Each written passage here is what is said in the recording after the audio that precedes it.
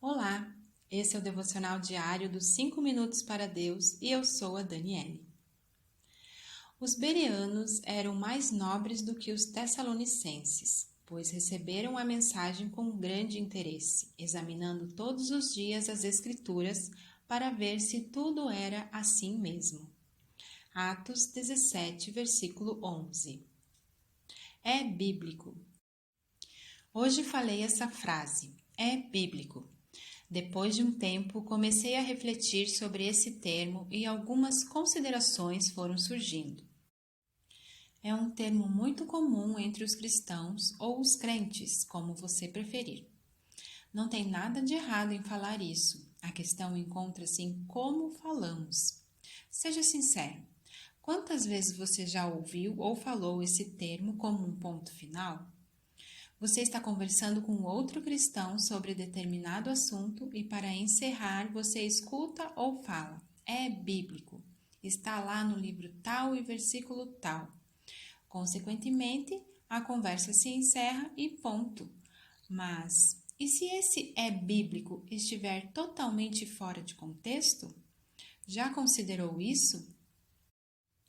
Os bereanos, mencionados nesse versículo acima, eram assim chamados por serem da cidade de Bereia.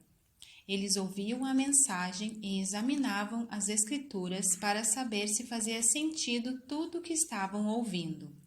Realmente é um exemplo a ser seguido por todos os cristãos. Mas, infelizmente, não é assim. Mesmo a Bíblia atualmente ser amplamente divulgada em países livres, com diversas versões como Nova Versão Internacional, Nova Versão Transformadora, Nova Tradução da Linguagem de Hoje, Amplificada, King James, entre outras, podendo ser acessada pela internet gratuitamente ou ainda através de aplicativos, ainda assim é possível perceber que muitos optam por não ler, esperam por uma revelação divina de sua palavra ou ainda, como muitos dizem, um recado de Deus. Por isso, todo cuidado é pouco quando soa o termo é bíblico. Questões devem ser levantadas a respeito disso. Jesus mesmo disse: errais por não conhecer as Escrituras e nem o poder de Deus. Em Mateus 22, 29.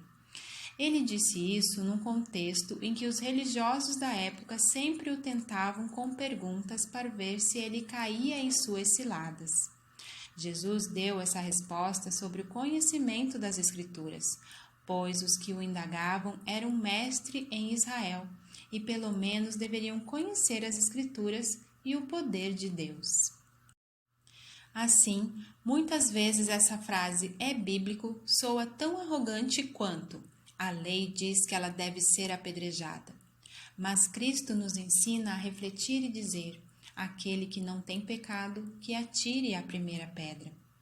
Ler a Bíblia é fundamental para não cair em versículos fora de contexto. Sempre procure analisar todo o texto em que o versículo está inserido. Tenho esse cuidado ao manusear a Bíblia e ensiná-la, pois sei que a verdade liberta. Sou livre em Cristo e por causa de Cristo. Por isso também desejo que as pessoas desfrutem dessa liberdade que Ele oferece. Muitos deixam de ler a Bíblia por não entenderem o que ela diz. Mas quem traz esse entendimento é o Espírito Santo. Então, ore assim como Charles Spurgeon. Senhor Deus, deixe as palavras saltar da página para a minha alma. Torne-as vivas, poderosas e frescas para o meu coração. Então, comece pelos evangelhos e numa tradução que fique mais confortável para você. Com algum aplicativo da Bíblia, você consegue comparar versões, o que facilita o entendimento dos versículos. Com o tempo, não fique estacionado numa versão mais fácil da palavra, mas seja ousado e valendo outras versões consideradas mais difíceis. Então, hoje, encerro com esse versículo. Toda a Escritura é inspirada por Deus e útil para o ensino, para a repreensão, para a correção e para a instrução na justiça, para que o homem de Deus seja apto e plenamente preparado para toda boa obra. 2 Timóteo, capítulo 3, versículos 16 e 17. Oremos. Querido Deus, quero te agradecer por ter a Bíblia em mãos para que através dela eu possa te conhecer e estar plenamente preparada para toda boa obra. Em nome de Jesus, amém. Para hoje, você lê a Bíblia diariamente? Caso não, analise qual o motivo. Faça um compromisso com você mesmo de a cada dia conhecer mais e mais essa palavra tão transformadora. Faça parte desse ministério, compartilhe as boas novas, nos siga nas redes sociais como 5 Minutos para Deus, por Daniele Mendes Santos. Um abraço!